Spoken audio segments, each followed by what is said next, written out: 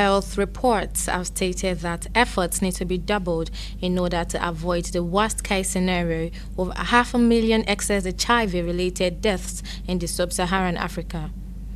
HIV, which was first discovered in 1988, has claimed 36.3 million lives since it was first discovered.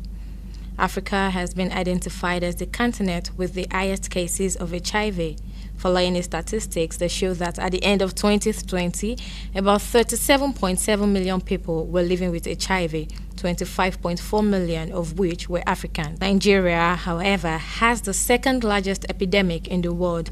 Lagos State has been identified as one of the 6 states accounting for 41% of the cases in Nigeria, with 120,000 cases in Lagos State. The COVID-19 lockdown disrupted the testing process and also reduced the referrals for diagnosis and treatment because COVID-19 lockdowns and other restrictions led to steep drops in the diagnosis and treatment of HIV victims. Health reports have also shown that victims of HIV are more at risk of COVID-19 than people living without HIV. This puts children who do not have access to the COVID-19 vaccine at greater risk of health fatalities. It is now evident that the government needs to work on putting an end to the problem of inequality and stigmatization that are plaguing our society. The issue of stigmatization is really affecting a lot of people because what they believe that once you know, you will be stigmatized, nobody want to have anything to do with you again. So many people are running away from doing their status. Actually, when there were no drugs, there were challenges. I was always sick on and off. In fact, apart from the challenges in the community, stigma, in fact, I was thinking of committing suicide.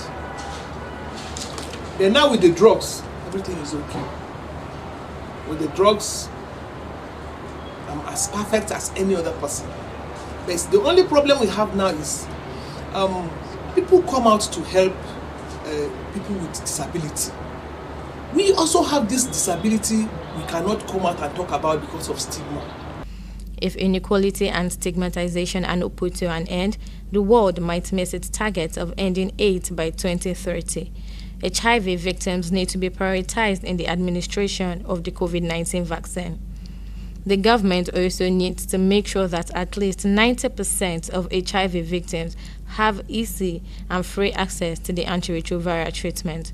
To further create awareness during the World AIDS Day 2021, which has been tagged Ending the HIV Epidemic, Equitable Access, Everyone's Voice.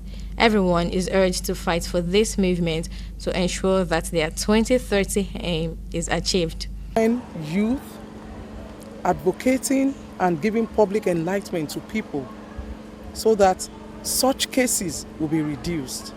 Because research has shown that if you create more awareness and public enlightenment, there will always be a decline. When you are positive, we tell them what to do to still live, fulfilling life.